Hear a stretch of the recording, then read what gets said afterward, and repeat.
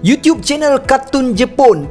Korang dah tengok belum video-video yang dihasilkan? Yes, tentang One Piece juga. Dia banyak buat teori-teori yang pada aku mind-blowing dengan naratif yang baik. Setakat hari ni, dia dah hasilkan 135 konten dah pun. Tapi sayangnya, dia baru ada 983 subscriber sahaja. Jom guys, kita support YouTube channel yang bahas One Piece dari Malaysia ni guys, supaya dia lepas untuk dapat monetization daripada YouTube. Barulah dia lagi semangat untuk buat konten lepas ni. So jangan lupa untuk subscribe. Link channel dia aku tinggalkan di ruangan pin komen dekat bawah. Setakat ni info pasal Joy Boy yang kita tahu semuanya ada satu pihak yang buat salah dan minta maaf kat Joy Boy and vice versa. Mula-mula dekat Poneglyph di Fishman, Joy Boy tulis surat minta maaf dekat Mermaid Princess sebab tak mampu tunaikan janji dia.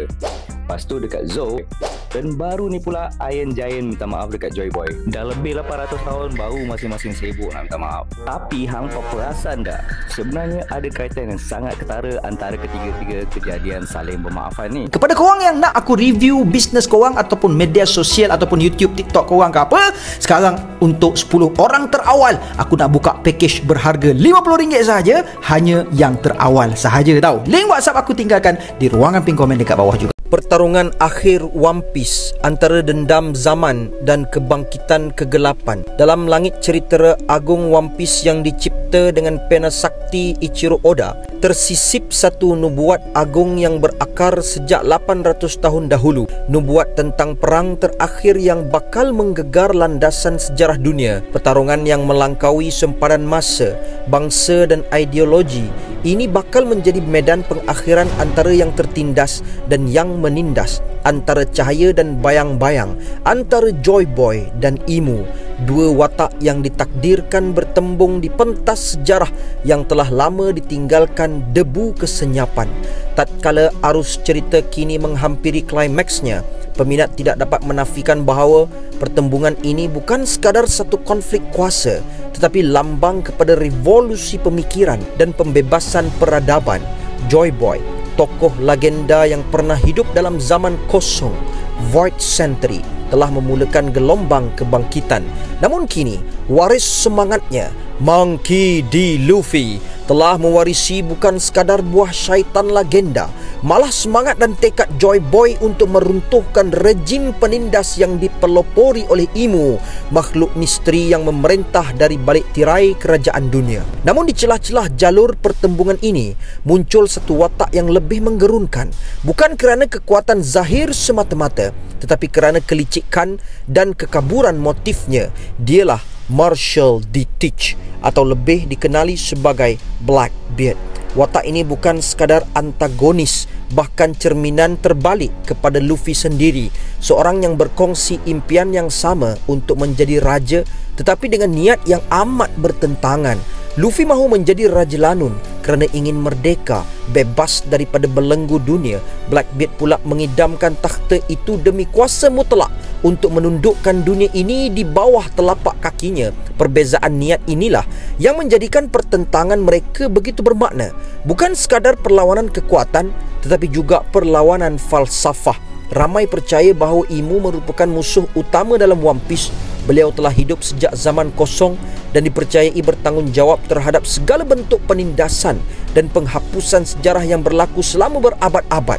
Keupayaannya yang ditonjolkan di Elbaf telah mengguncang dunia. Kekuatan yang luar biasa yang menandingi segala yang pernah dilihat. Namun apabila Gift Fifth milik Luffy menyamai kekuatan legenda Joy Boy, maka tersingkaplah hakikat bahawa Luffy juga akan mampu menandingi kekuatan Imu. Perlawanan antara mereka menjadi nadi utama kepada perang akhir yang dijangka bakal melanda dunia One Piece.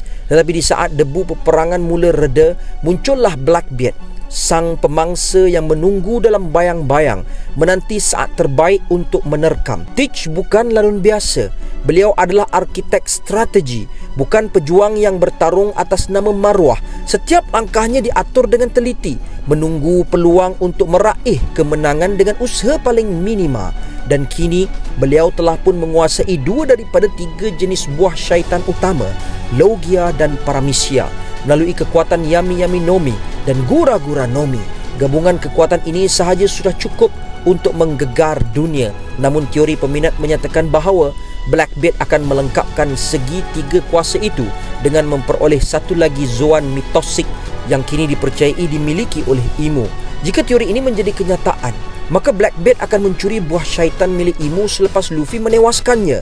Luffy seperti biasa tidak akan membunuh musuhnya, sebaliknya membiarkannya hidup. Di sinilah Teach mengambil peluang keemasan datang dari balik bayang-bayang dan merampas buah Zoan Agung itu, sekaligus melengkapkan transformasinya menjadi makhluk terkuat dalam sejarah One Piece. Maka sempurnalah spekulasi agung dalam kalangan peminat bahawa Blackbeard akan memiliki 3 buah syaitan paling kuat daripada 3 kelas: Logia, Paramecia, Zoan. Satu pencapaian yang belum pernah dicapai oleh sesiapa pun dalam lipatan sejarah dunia ini. Gabungan kuasa ini akan menjadikan Blackbeard sebagai dewa dalam dunia One Piece. Satu kuasa yang tiada tandingan dan menjadi musuh terakhir yang harus ditumbangkan demi kebebasan sejagat. Ironinya, jalan cerita ini sangat seiring dengan corak perkembangan watak Luffy dan Teach. Luffy mewakili harapan dan kebebasan, manakala Teach pula menjadi lambang ketamakan dan penguasaan. Kedua-duanya lahir daripada nasib dan pilihan yang hampir serupa, tetapi berakhir di 2 kutub yang bertentangan. Jika Blackbeard benar-benar menjadi antagonis terakhir, maka One Piece akan mengukir penamat yang bukan sekadar epik dari segi pertempuran fizikal, malah mendalam dari sudut emosi dan falsafah. Kerana melalui Teach, kita diperlihatkan sisi gelap seorang D, satu cabang keturunan misteri yang turut membawa kehendak yang diwarisi, tetapi dalam bentuk yang bercanggah dengan makna asalnya. Luffy adalah D yang mewakili senyuman, cahaya dan harapan. Teach pula adalah D yang membawa kegelapan, kehancuran dan kekosongan. Apakah ini akan menjadi pengakhiran mutlak? Mungkinkah selepas perang dengan Imo, dunia bernafas lega hanya untuk diserang semula oleh makhluk yang jauh lebih berbahaya dalam bentuk manusia, yang punya 3 kuasa buah syaitan dan kelicikan yang tiada tandingan? Jika demikian, maka seluruh dunia One Piece, Lanun, tentera laut, kaum revolusi, malah mungkin juga SSG ciptaan Vegapunk perlu bersatu untuk menumbangkan kuasa ini. Inilah peluang bagi semua watak utama dalam saga ini, dari Shanks hingga Dragon, dari Zoro hingga Garp, untuk memainkan peranan mereka dalam peperangan terakhir demi menyelamatkan dunia daripada satu lagi tirani yang bakal lahir. Pertempuran terakhir ini bukan sahaja penutup kepada kisah Lanun, tetapi penentu kepada arah tuju dunia. Adakah dunia akan kembali dipimpin oleh pemimpin yang tamak seperti Blackbeard, atau adakah ia akan diserahkan kepada tangan-tangan bebas seperti Luffy? Dalam pertembungan terakhir antara 2 ideologi ini, dunia One Piece akan diuji seperti tidak pernah diuji sebelumnya.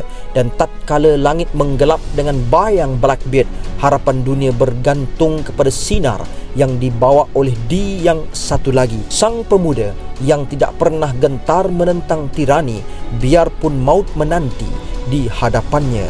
Monkey D. Luffy.